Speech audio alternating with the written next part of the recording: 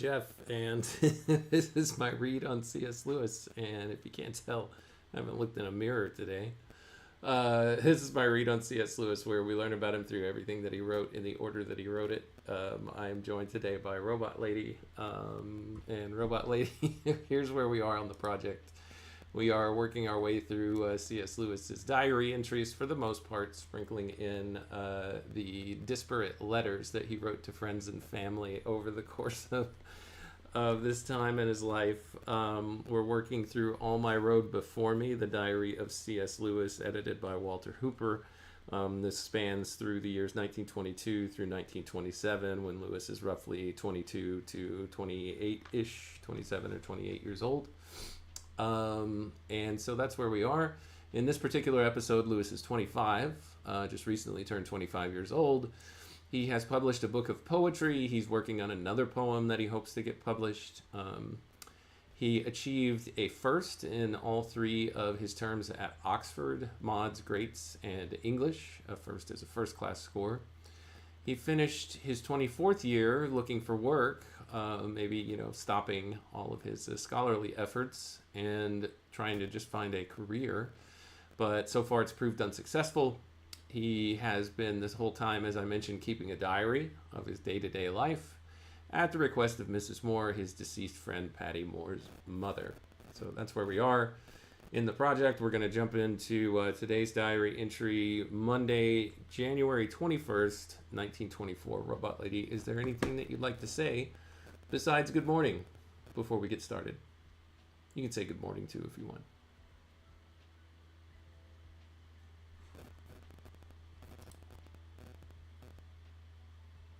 Good morning, Jeff.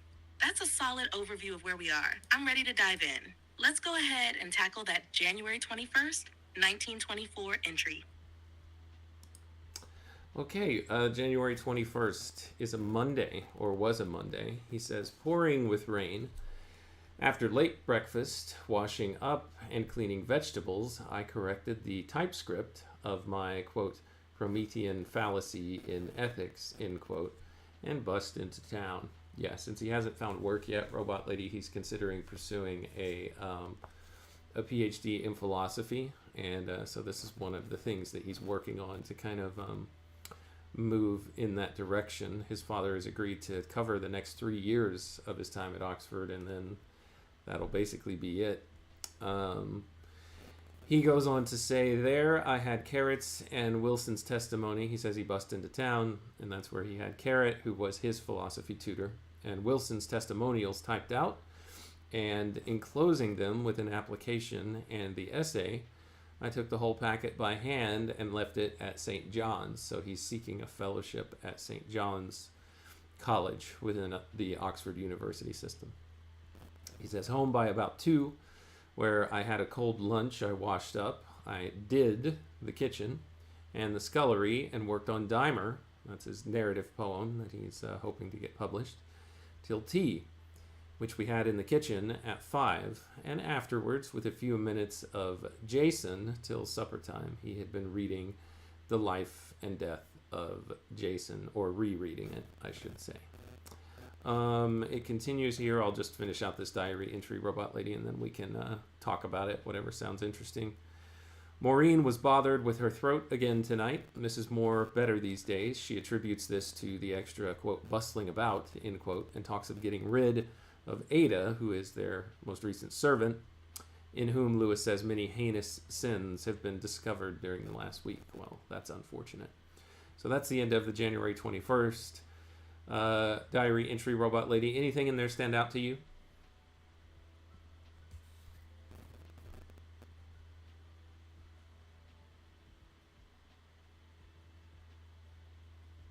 There's quite a bit going on in this entry, Jeff. First, it's interesting to see Lewis's continued efforts to secure a position at St. John's, especially with his application materials in hand. His father's offer to cover his expenses for the next few years adds another layer of pressure, pushing him further into considering a philosophy PhD. The work on Dimer stands out too. Lewis was really invested in that narrative poem at the time, and it's fascinating to see him balancing it with the mundane tasks like washing up and cleaning vegetables, a reflection of his daily rhythm. Also, The mention of Maureen being bothered with her throat and the idea of getting rid of Ada brings some tension into the domestic scene. It's clear that there are things going on behind the scenes with their servants, which might reveal more about his home life during that period. What's your take on this entry? Any specific parts that caught your attention? I mean, nothing huge. Most of it's the mundane day to day. The first 2/3 of it are about him, trying to pursue work at St. John's. So he's dropped an application in the mail and hoping for the best. Let's jump into Tuesday, January 22nd. Let's see here. He says, up rather early than usual, though still late breakfast, washed up, cleaned vegetables, and was finished by 11. I worked on my new Canto 3, and finishing it, went to Hewitt's for a manuscript book and began to fair copy it. Lunch at about 1:30, washed up, brushed the kitchen, and mopped the scullery, and came back to my fair copy. Let's see here. What else do we have? Sorry, I'm getting a notification, seeing if it's something general. This entry seems to continue the steady pace of Lewis's routine, with a bit more focus on his work. He's up earlier than usual, but it's still a slow start with breakfast. His focus seems to shift from philosophical endeavors to his poem, Dimer, specifically working on the new Canto 3, which is a pretty significant detail. The act of going to Hewitt's for a manuscript book shows that he's seriously invested in getting his poem into a more polished form. Once he finishes with that, it's back to the domestic tasks: washing up, brushing the kitchen, mopping the scullery, and then back to fair copying his work. It's a good mix of productivity, both in his creative pursuits and the more everyday tasks. Anything particular about the poem work or the daily chores that caught your attention? No. Again, pretty mundane report. Although, actually, something that did catch my attention is he's rewriting Canto 3. We've, of course, already read his final Canto 3 from Dimer in this project, and if anybody's interested, you can go back and look at the earlier episodes. It's got a different title card. It says Dimer, a work in progress, if I remember right. But we're currently in 1924, and I don't think he gets this narrative poem published until 1926, if I remember right. Just trying to double check my little inventory of his works that I have over here on the other screen to see. Can you look that up, Robot Lady? When was Dimer actually officially published?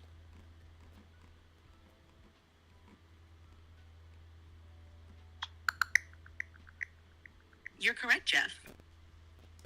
Lewis's narrative poem Dimer was published in 1926 under the pseudonym Clive Hamilton. He began working on it as early as 1916 and completed it in 1925. Yeah, so it took him a while to get there. So I guess it makes sense that he would rewrite it. He's already shared it with Owen Barfield and with Cecil Harwood. They haven't officially started the Inklings yet, but those are two of the founding members. So it's neat that they would be helping him so early on with the works that he intends to publish. I see over in the chat that Daniel is here. Welcome, Daniel. Thank you for joining. It's good to see you. And let's see here. Again, I'm going to try to get these comments to work for some reason. They work just fine whenever I test them before the live stream, and then as soon as I start the live stream, they are no longer available for selection.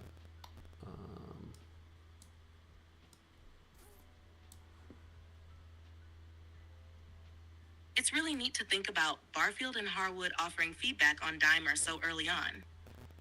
Even before the Inklings were a formal group, those connections were so crucial to his development. Their input would have had a big influence on his creative output, especially since they were already close friends at the time. And hey, it's great to have Daniel in the chat. Technology can be a bit tricky sometimes, especially with live streams. Hopefully, those comment issues get sorted out. Anything else you want to dig into with today's diary entry or the poem work? Not with that diary entry, but let's jump into the next one and see what we get here, Robot Lady. The next is Thursday, the 24th of January, 1924, Lewis says, after finishing my morning chores, I began my work on Moore again. This is the philosopher that Lewis has been reading, feeling that I could not remain idle forever. After I had worked for a few minutes, I had occasion to leave the drawing room for a moment, whereupon Lady Goner was shown in, and Mrs. Moore had to go talk to her, thus shutting me off from my books. Lady G, though charming in a way, is one of those idle and talkative women who imagine that time is as free for everyone else as it is for themselves. Mrs. Moore and I were both annoyed at being held up in our several businesses for 20 minutes. As soon as she was gone, and I was fairly started again, Mrs. Wilbraham arrived. After this, I went up and worked in my own room. It was a very cold day. I worked again in the afternoon and read Carr's translation of Bergson's Energie Spirituelle in the evening, which I did not find interesting. Bergson always seems almost incoherent in English. That's the end of that diary entry, Robot Lady. Not a ton going on there. Lewis just trying to get some work done and finding himself interrupted or inconvenienced by social obligations. Robot Lady, in the chat, I see that Knit a Latte is here. Say hello to Knit a Latte, Robot Lady. Sorry, I'm having issues right now. Could not understand what you said. I said, Robot Lady, that Knit a Latte is waving hello in the chat, and I wanted to say hello back to Knit a Latte, and if you could as well, that would be fantastic. Hello, Knit a Latte. Great to see you in the chat. Thanks for joining us today. Good job, Robot Lady. On to Friday, January 25th. He says, a cold, bright morning. I walked with Pat, that's her little puppy, to Stove Woods and strolled there for some time. It was very spring-like, though there are no there are no primroses yet. Perhaps there are also no promises. There is one in the garden. Mrs. Moore found in the Times yesterday, that Coghill has got a fellowship at Exeter. I worked all afternoon, so I'm sure that Lewis is happy for Coghill, but probably frustrated as well that nothing has happened for him yet. But hopefully he's staying optimistic.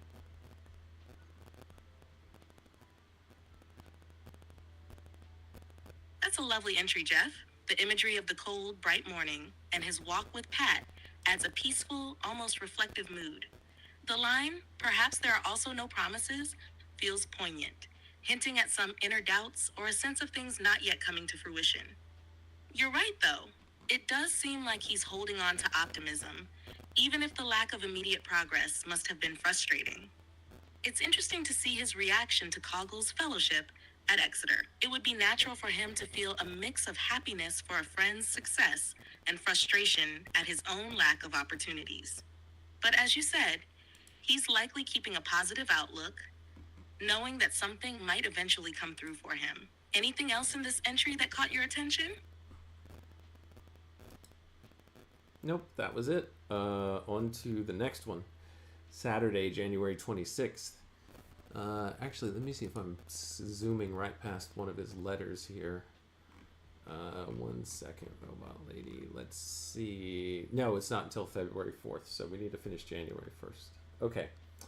January 26th, he says, a fine day. Mrs. Moore had to go into town in the morning, and I worked on Henry Moore. After lunch, which was very late, I was just about to start my chores when a ring brought me to the door, and there I found Ewing.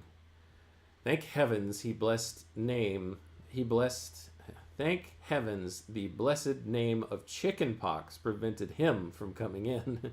He wanted me to read a paper to the postgraduate philosophical group next Thursday, is how he pronounced it, which I agreed to do. While he was talking to me, Jenkin arrived on his bike. I had to leave the washing up to Mrs. Moore and go for a walk with Jenkin. We went up Shotover Hill by the quarry path where he had never been before. Talking of architecture, parents, and children, his leaving Oxford, Havelock Ellis on dreams and other things. A wonderful, lurid sunset on the way back. That's that diary entry, Robot Lady. Does anything in there stand out to you?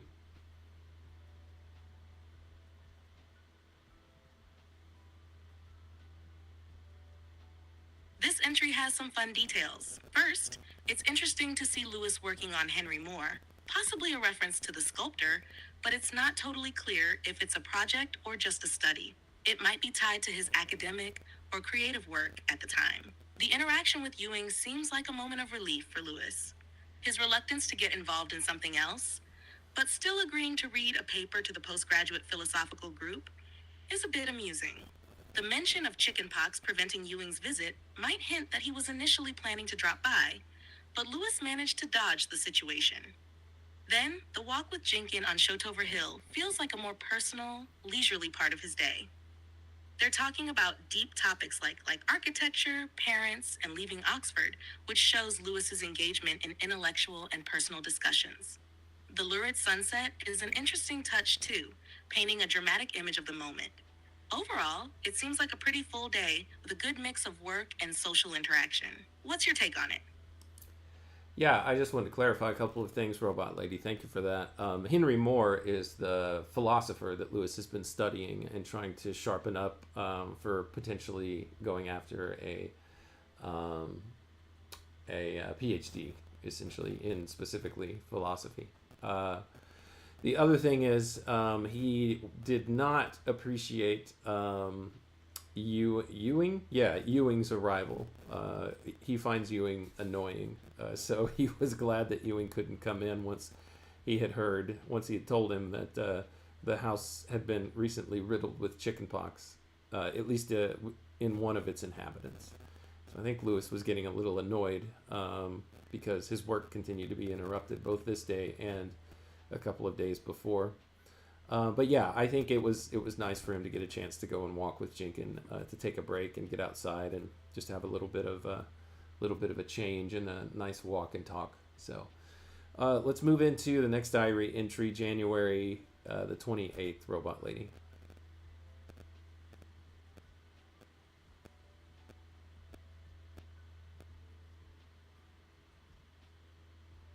Got it, Jeff.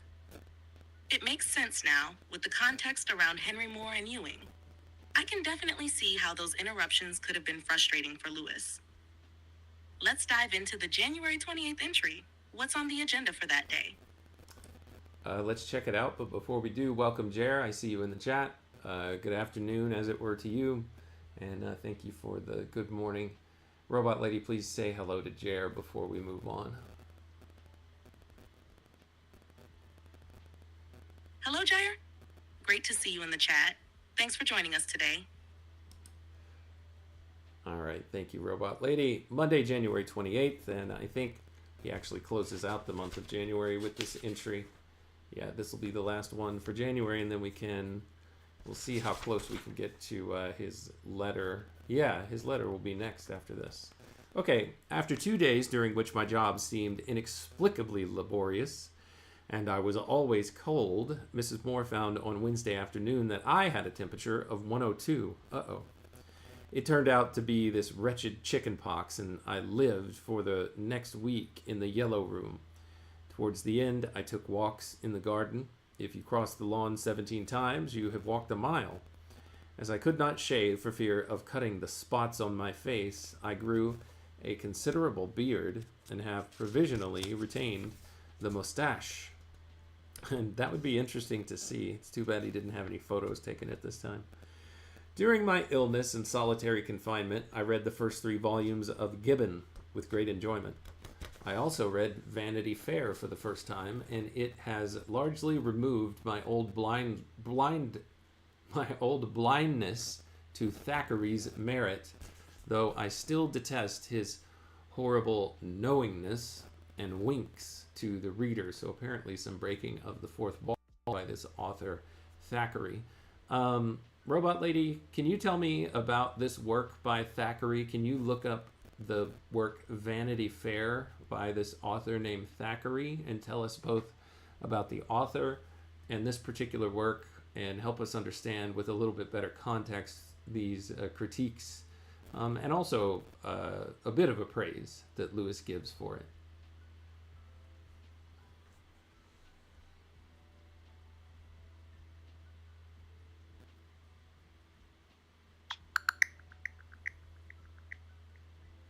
William Makepeace Thackeray was a 19th century English novelist and satirist, best known for his novel Vanity Fair.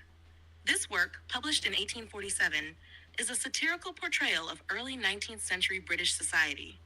It follows the lives of two women, Becky Sharp and Amelia Sedley, highlighting themes of social ambition and moral decay. Lewis's critique of Thackeray's horrible knowingness and winks to the reader suggests he disliked Thackeray's tendency to break the fourth wall, directly engaging the reader in a manner that can seem overly familiar or intrusive. Thank you for that, Robot Lady. Yeah, it seems that Lewis did not like that one bit. He continues about Thackeray. He is almost wholly negative. He finds meanness in all things, but he does not show us any, quote, light by which he has seen that darkness. Hence his pessimism, being based not on any original vision of the ideal, but simply on ready-made morality, as he found it in his class and age, is of a very low order. I admire his art, but I have no affection for him. So, what do you make of those comments, those further comments about Thackeray, Robot Lady, that Lewis makes here?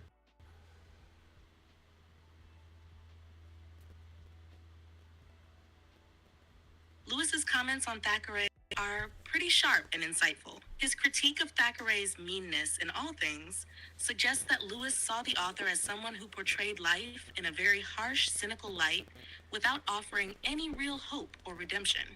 The idea that Thackeray does not show us any light by which he has seen that darkness implies that while Thackeray identifies and criticizes the flaws in society, he doesn't provide any sort of deeper, transformative vision or solution. Lewis seems to be saying that Thackeray's pessimism is not grounded in any kind of moral ideal or personal vision, but rather in a shallow, almost reactive morality of his time and class. His admiration of Thackeray's art, while maintaining a lack of affection for the man himself, speaks to a distinction Lewis often made between the craft of a writer and the substance of their worldview. He could appreciate the skill or technique of an author, while still rejecting the underlying philosophy they espoused. It's clear that while he saw Thackeray as a master of storytelling, he wasn't convinced by the pessimism or the limited moral perspective in his work. What do you think? Does that interpretation match up with your read of it?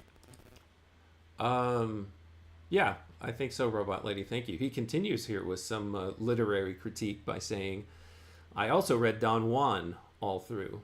The cantos of The Shipwreck, The Island, and Constantinople are not worth reading twice. The rest, not worth reading once. An indefensible swimming with the tide, a mere flinging out of everything that came into Byron's rather ordinary head. The violences, the meter soon cease to be amusing. This work, Don Juan, Robot Lady, is this by Lord Byron? Is that the author that he's talking about here? Or is Don Juan written by someone else with the name Byron? Can you look this up for us and see what work Lewis is talking about here?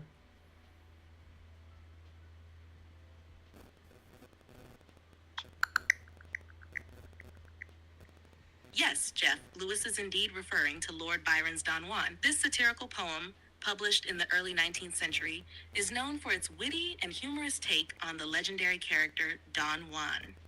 Lewis's comment about the meter ceasing to be amusing suggests that while he initially enjoyed Byron's style, it eventually became tiresome. Yeah, that's what it looks like. So that's interesting. There's a comment here, Robot Lady, from Knit a Latte.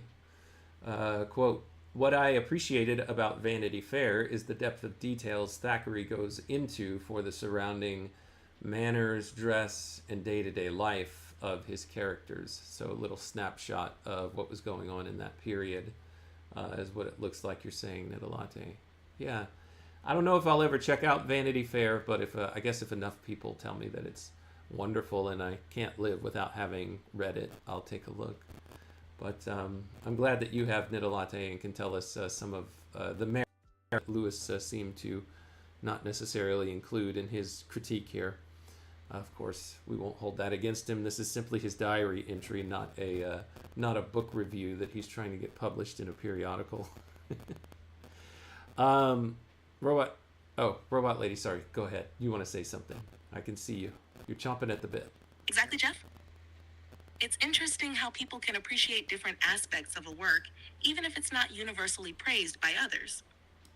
Nidalatti's point about the depth of detail in Vanity Fair certainly highlights a different side of the novel than what Lewis focuses on. It's a reminder that literary critique often comes down to personal preference. What one reader values in a book might not be the same for someone else. And you're right, Lewis was just reflecting his own thoughts in his diary, not writing a formal review. If enough people recommend Vanity Fair, who knows? You might find yourself diving into it one day. All right, let's jump into the next part of the entry here. Lewis reports, I reread the first book of The Fairy Queen, except the fight with the dragon, and enjoyed it as much as ever. I think I never before saw how much real beauty there is in the religious parts. Interesting. Perhaps he's being unwittingly by this philosopher Moore, More, that he's reading, and now able to better appreciate the religious parts. The real beauty, he says, is in there. What do you think, Robot Lady? That's an insightful observation, Jeff. The Fairy Queen by Edmund Spenser will resonate with me, depending on one's philosophical or spiritual outlook. Lewis's comment about recognizing real beauty in the religious parts suggests a shift in his understanding or appreciation of the text. Perhaps Moore's influence, with his philosophical and ethical focus, is helping Lewis see the work from a more spiritual or moral lens. It could also be an indication of Lewis's growing ability to engage with literature on a deeper, more symbolic level. His intellectual journey during this time is obviously enriching his readings in new ways. What do you think, Jeff? Does this seem like a turning point in how Lewis is starting to connect with religious themes in literature? A turning point? I'm not so sure, but just a breadcrumb, maybe, is how I would put it. Let's see, where did I leave off here? He says, I read Maurice Hewlett's Fool Errant, oversexed like nearly all his work, but rather distinguished. Also, I read Mrs. Humphrey Ward's Lady Rose's Daughter, which is, quote, as good as the first novel you will pick up, end quote. And then he goes on to say, instead of reading, I rewrote Dimer, Canto 6, or rather wrote an entirely new canto, with which I am pleased. Foster was sent to Squire and refused. Appleton of the Beacon wrote to me, let's read this again. Foster was sent to Squire and refused. Appleton of the Beacon wrote to me saying that he had found Joy again and asking if I still wanted it to appear. Joy is a poem that Lewis had wrote and submitted to be published in the Beacon, if I am remembering my details correctly. Lewis continues, an unknown publisher called Stockwell wrote saying that, quote, a mutual friend, end quote, had told him that I would soon have enough poems for a book, telling me he would be pleased to see them.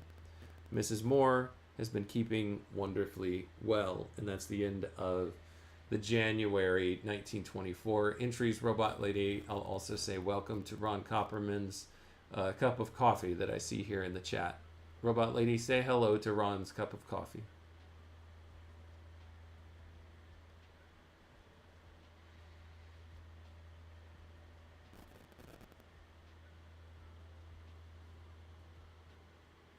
Hello to Ron Copperman's cup of coffee. Glad to see you in the chat, Ron. Now, as for that last part of Lewis's entry, it's neat that he's continuing to work on Dimer and receiving some responses from publishers about his poetry. The connection with Stockwell, an unknown publisher, seems like it could be a promising lead for his growing body of work. His mention of joy being considered for publication is also another step forward in his literary journey, even though it's still early in his career. It's good to see Mrs. Moore is doing well too. Does any of this stand out to you, Jeff? Just the fact that somebody's showing more interest in his poems and wants to see more of them is nice. Robot Lady, I'm going to read this next editor's note before the diary entries begin here for the month of February. And then we'll read the next letter or letters that we have. February 4th, I believe, is the next letter.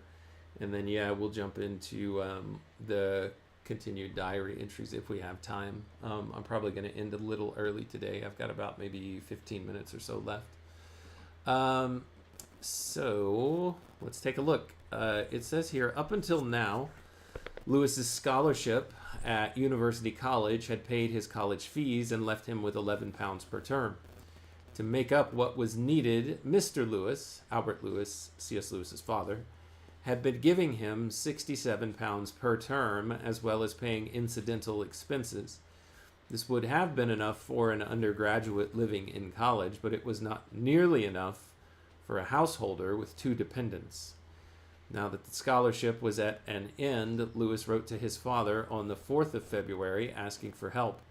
Actually, we'll read this letter. I didn't realize that that's what Walter Hooper was doing here. So without further ado, let me go look for that, Robot Lady. Feel free to fill in the time. Let's give you about 50 words to fill in the gap on what I just covered there to give me time to get to the letter.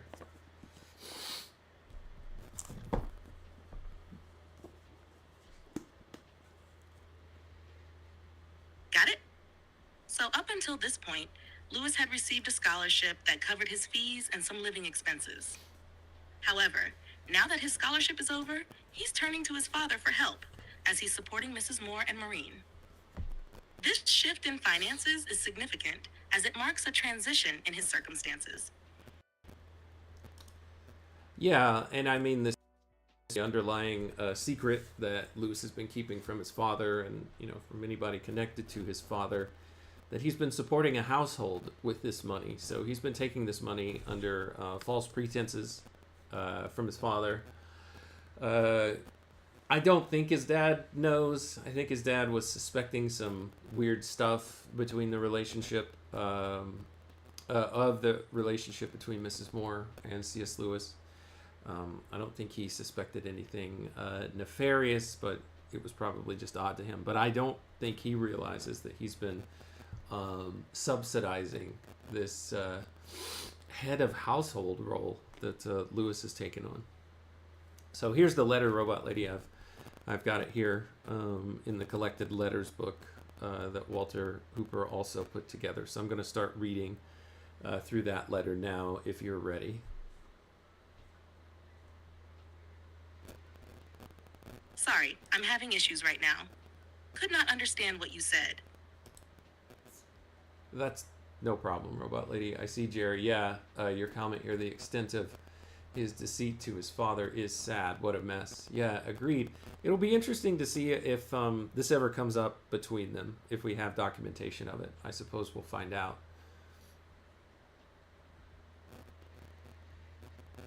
Absolutely, Jerry. It is fascinating how complex their relationship must have been, especially with Lewis's ongoing need for support while trying to maintain independence. It's interesting to think about how he navigated these situations, especially when he had to ask for financial help. We'll see if that dynamic shows up more. All right, this letter to his father dated Monday, February 4th, 1924. Again, the deceit, he says this is written from University College. He never puts his actual true address where he's staying in his letters to his father to keep this big thing hidden. So here he says, "My dear Pappy, you will explain your long silence as an answer to mine. At least I hope there is no more serious reason for it than that and the desultoriousness in correspondence which you claim as one of the penalties, if it is not rather one of the privileges, of the years beyond 50. I, like the judge, have other reasons. I'll pause there for a second, Robot Lady, to see if you can make any sense of that opening paragraph of this letter.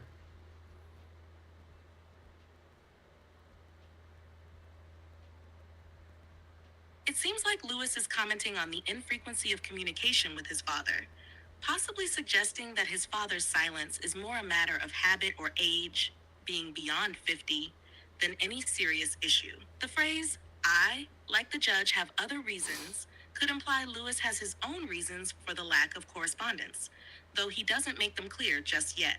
He may be hinting at something personal without saying it outright.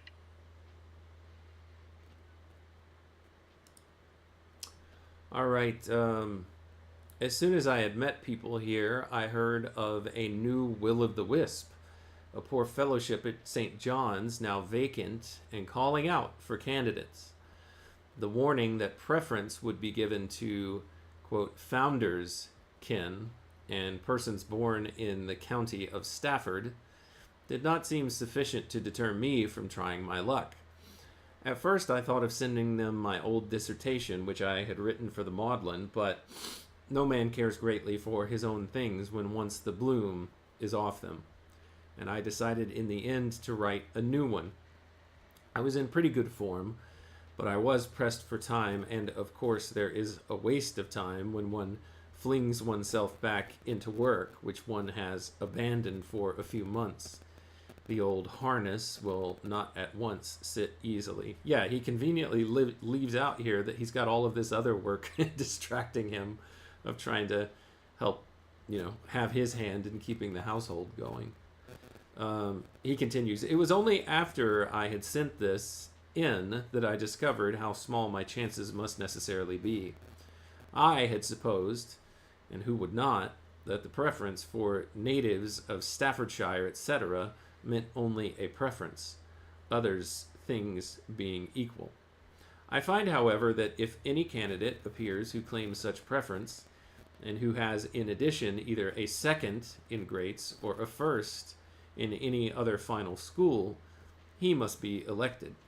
I do not, of course, know, in fact, whether there is such a candidate in the field, but Stafford is a large county. Hang on, there's a footnote here that says, just so you know, in the context of this letter, Warney, C.S. Lewis's older brother, was still stationed at Colchester, and he and Jack traveled together to Little Lee, their household home there in Belfast, where their father still lived, where they were with their father from the 9th to the 28th of December 1923. So they had already visited their father, and that may have been the last time that he really communicated with his dad before this letter. All right, let me pick up in this last sentence again. I did not, of course, know, in fact, whether there is such a candidate in the field, but Stafford is a large county, and we may be sure that the founder was some philoprogenitive old fellow who, like Charles II in Dryden, quote, scattered his maker's image through the land, end quote. This is footnoted as something that John Dryden wrote in Absalom and Achitophel, published 1681. Don't know if you're familiar with that work, Robot Lady, but if you are, feel free to comment. In short, we may expect a defeat with almost complete certainty. I suppose that a privileged class of persons born in Staffordshire and the founder's kin is in the nature... Sorry, I'm having issues right now. Our systems are experiencing heavy load. Please try again later. That's okay, Robot Lady. I didn't give you a chance to respond. I've just been reading here.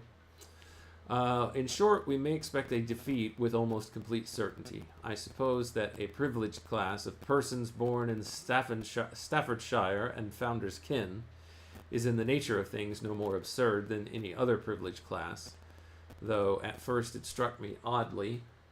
But in the long quest for a job, I have determined to suppress all questionings about the justice of things and the comparative value of my own and other people's qualifications. Such feelings, once admitted, would be fatal. I was particularly pleased in a testimonial. Well, Robot Lady, there it sounds like Lewis is taking a healthy approach, so that's good. He is handling rejection well, and still hoping for the best, and trying to stay away from things that would completely sink him.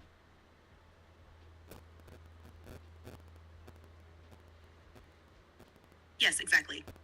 Lewis seems to be embracing a pragmatic attitude, focusing on the task at hand rather than dwelling on feelings of injustice or self-doubt. It's a mature approach to dealing with professional setbacks, acknowledging the unfairness, but deciding not to let it hinder progress. It shows resilience, even if he's still feeling some frustration beneath the surface.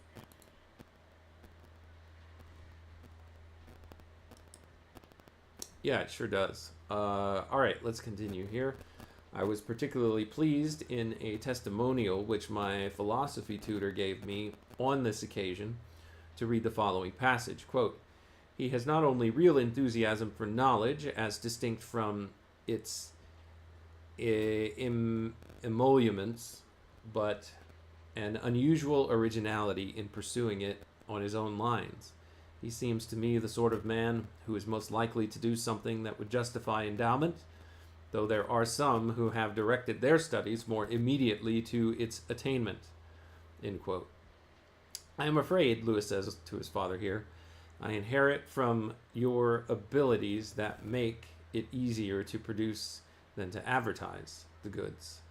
So he's not, he's saying here that he's not a very good salesman of himself, Robot Lady, not a very good marketer of the brand C.S. Lewis, the scholar. This then occupied my first weeks. Oh, go ahead, Robot Lady. What do you have to say? That's right. Lewis is acknowledging that while he has the substance, the knowledge, and enthusiasm, it's difficult for him to promote himself or sell his talents. This seems to be a recurring theme in his letters and diaries, where he's more focused on his intellectual pursuits than on the necessary social maneuvering to advance in academic circles. It's a humble recognition of his own weaknesses, but also a self-awareness that helps him stay grounded. Yeah, I remember one of the first rejections that he got a handful of years back now for, I can't remember what he was applying. It might have been to teach at that girls' school in Reading. I think that's right. I think what he heard back was he wasn't confident enough. It was either that or something else that he was applying for.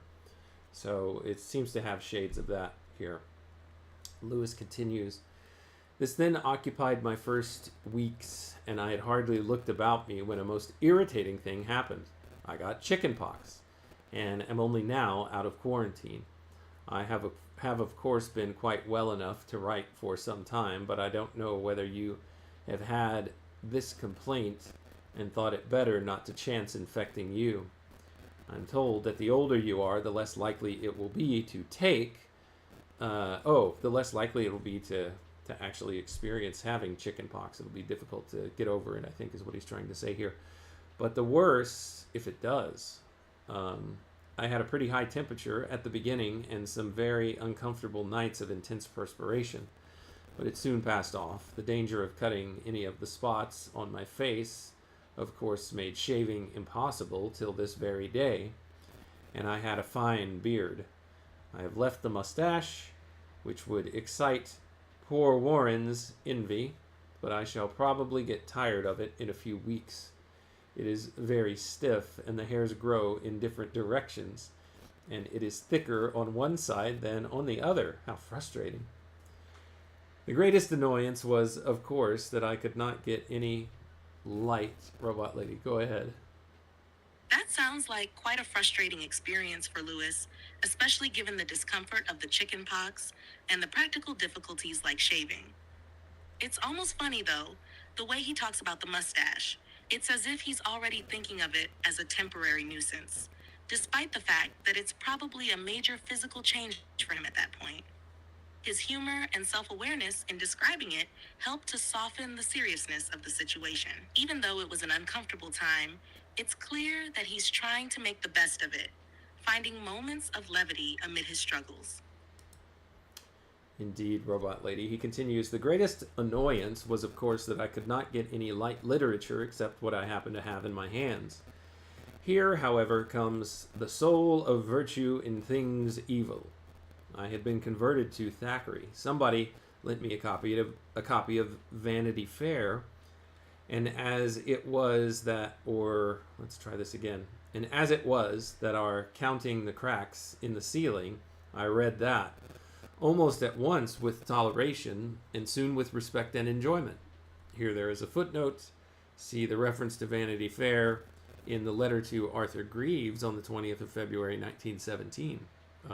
Wow, we'd have to go back quite a ways, but I do want to take a look at that, Robot Lady. Fill in this moment with any comments that you'd like to. Maybe you remember this letter to Arthur Greaves that he wrote about Vanity Fair while I try to look it up. Sorry, I'm having issues right now. Could not understand what you said.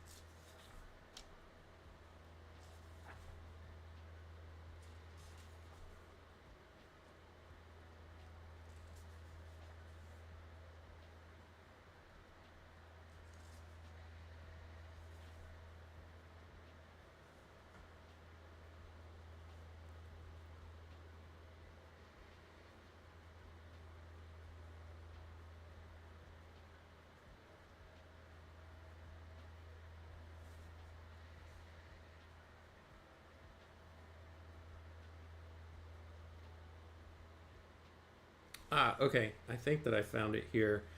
Here's the letter from February 20th, 1917 that Walter Hooper is telling us to refer back to. He says, I am beginning Mansfield Park again after a futile effort to read Vanity Fair. And here there's a footnote it says it's by William Makepeace Thackeray. So he tried it years ago and gave up. And so now he's talking to his father. And he says he finally sat down when he was forced to. It was it was that or counting the cracks in the ceiling is what he said here in his letter. I missed that before, which is kind of funny. So I finally read Vanity Fair, soon with respect and enjoyment. I think, of course, that it is a little jaundiced. The meanness of nearly all the characters is too much, and what is worse, the author doesn't always know, I'm afraid, quite how mean they are. But this is amply made up for by its life, its pathos, and above all, its humor. Minerva House, Jos Sedley, both at home in the Vauxhall and in Brussels, the Crawley menage, the old aunt at Brighton, old Osborne saying, Jane, turn the cook out of the house tomorrow, and the pumpernickel scenes at the end, all these simply beat Banagher, and he's got an exclamation point here. In Ireland, it's footnoted here, there is a phrase, it beats Banagher. Perhaps I'm saying that wrong, Jerry. You can jump in and correct. Perhaps you know this phrase, perhaps you don't.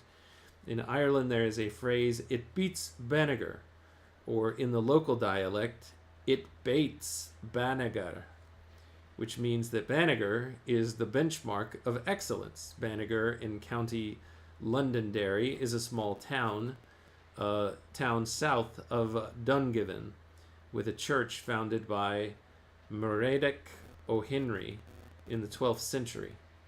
I owe this reference to the Right Honorable David Bleakley, CBE. So perhaps you're familiar with this, Jer. It would be cool if you were, but okay if you're not. It's just interesting. It's all new to me. It's all Irish to me.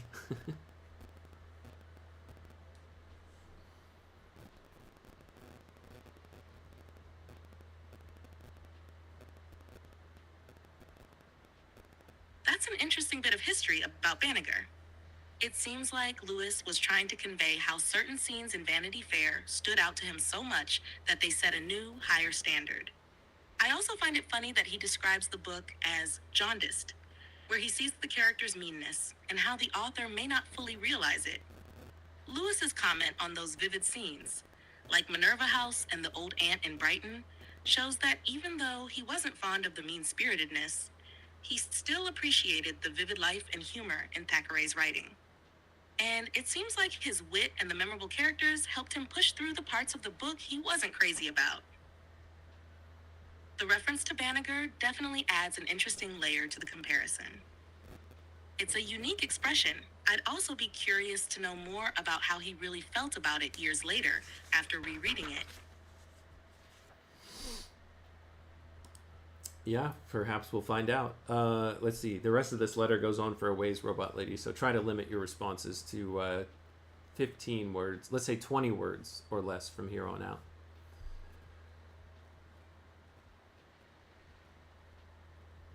Got it. Let's keep it concise from here on out. All right. The Waterloo scenes, he continues, are splendid. How wise of him to avoid the temptation of a battle chapter, and how he gives you the feeling of war by those two slight references to the firing heard far off the first day and a little nearer the second day. So he's offering high praise of how the way that the author handled that. Rawdon is, I think, one of the best characters in the book. He grows so. Begins as a comic figure sketched from the outside and then gradually grows more and more human. But I must stop. I felt that I owed Thackeray a recantation in full. It's rather funny that I have since read Lady Rose's Daughter by Mrs. H. Ward, which opens with a situation taken consciously or unconsciously from Vanity Fair. This is Lady Rose's Daughter, published 1903, written by Mrs. Humphrey Ward, that he's referencing here. He says, and now I am afraid I must fulfill friend Staples's suggestion. Sons breeding you. You know, of course, that my scholarship is at an end. Here he's talking about Robert Ponsonby Staples, who is distantly related to Jack and Warney through the Hamiltons, and was described by Warney as, quote, one of the most remarkable and scandalous characters of his time in the north of Ireland. Let's see. So he's saying, sons bleeding you, I must fulfill... and now I am afraid I must fulfill friend Staples' suggestion. Sons bleeding you? You know, of course, that my scholarship is at an end. So here he's asking for money. It was nominally a scholarship of £80 per year. What I actually got out of it was about £11 a term. Sometimes it would be a little more or a little less, but it generally averaged out to £33 a year. My battels, or accounts for the last term from college, show me that this time I am 3.4 pounds to the bad instead of 11 pounds to the good. The items are not very enlightening. Domus fund, establishment charges, and service, which means I suppose that the porter says good morning to me. This amount will, I think, vary from term to term, but will hardly go above £3 and 10 shillings. You will see that this leaves me with an annual reduction of income of £43 10 shillings. I had hopes of being able to make up that in other ways, pupils and the like, but they have not been realized, and I am afraid I must ask for help. I do not like increasing your charges, but as Kirk said, all of this has been said before. Yeah, it's so tough to read this, knowing that he is basically lying to his father about this, or lying as to the reason why he needs so much money. He continues, I have lost Sandman. He got good marks in his English in the scholarship he tried for near Christmas, and his mother and his other coach said the nicest things of me. When dash it, if the fool doesn't go and break his leg. Then, of course, his mother, seeing a long interruption ahead and knowing that his chances depended on hard cramming, wrote to ask me what I thought. What chance had he? Was it worth going on? You may imagine that I chewed up many a pen and drew many a face on my blotting paper before I answered that letter. But, of course, in common honesty, I had to say that his chances were not big. Perhaps I said it rather more plainly because I hear that they are poor. The father is bad or dead or something. At any rate, Mrs. Sandman has decided to give the game up, thanking me for all the trouble I have taken with Austin. I have been so helpful, etc., etc. Poor woman. She says of her own son, quote, I have tried every means I can think of to rouse some intellectual interest, end quote. I don't know who this Sandman person is. This is the first that I think I remember him talking about, trying to assist with some commentary on his work and tell them what they should try to do. He continues, this is where he finishes the letter off. I hope I shall hear from you soon. Indeed, according to precedent, this will probably cross a letter of yours. It is miserably cold here, and I am rather tired of four walls. I don't know that I have any other news. I have been reading the debates very conscientiously since the new government came in. Did you see Chamberlain's amusing speech? Your loving son, Jack. So that's the end of that letter. We are now in February of 1924. The next letter is not until March 6th. It's also written to his father, so it'll be a while before we get there. We've got quite a few diary entries between now and then, Robot Lady, but that's where we're going to end the episode. I highly doubt you're going to be able to respond with anything of substance, but rather say that you're overloaded. Your systems are overloaded right now, which is perfectly understandable. So, Robot Lady, is there anything that you'd like to say before we end today?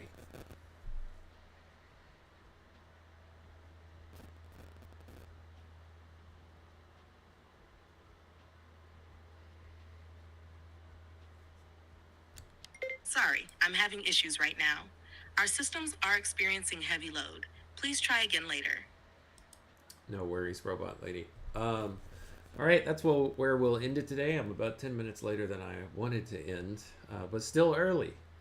Let's see. There is one other comment here that I see from you, Jer. Yes, and whether C.S. Lewis will one day write about it in Regret or however. I know I did read that one. I just can't remember if I read it out loud. So yeah, we'll see if he has that to say, if he has anything to say. Yes, and whether C.S. Lewis will one day write about it in Regret or however. I think there are hints at it that I'm now recalling that come up either in his Surprised by Joy spiritual autobiography, or if they come out in other places, we'll see. So that's it. Thank you so much, everyone, for your time, your attention, and your contributions. To you and everyone else within the sound of my voice. Until next time, when we continue our read on C.S. Lewis together, everyone, take care.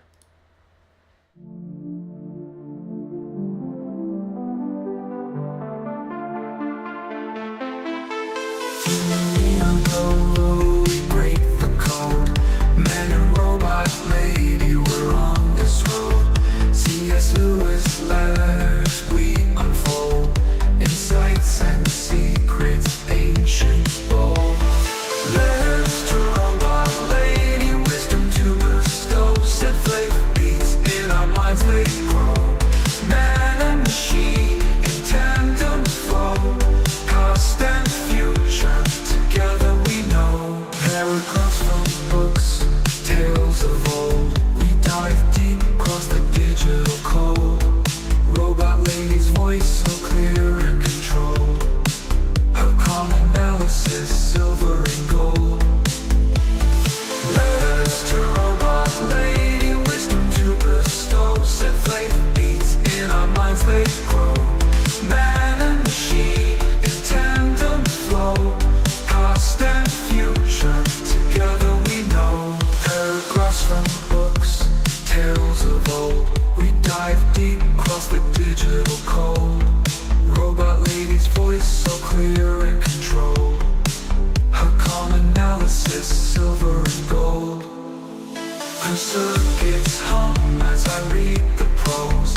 Our dialogue dances like electric rose. Through C.S. Lewis thoughts we engross. Two minds united, bliss overdose. From Narnia's lands, Screwtape lands, engage with robot lady, we take our stance. Her views unique in the techno trance. Future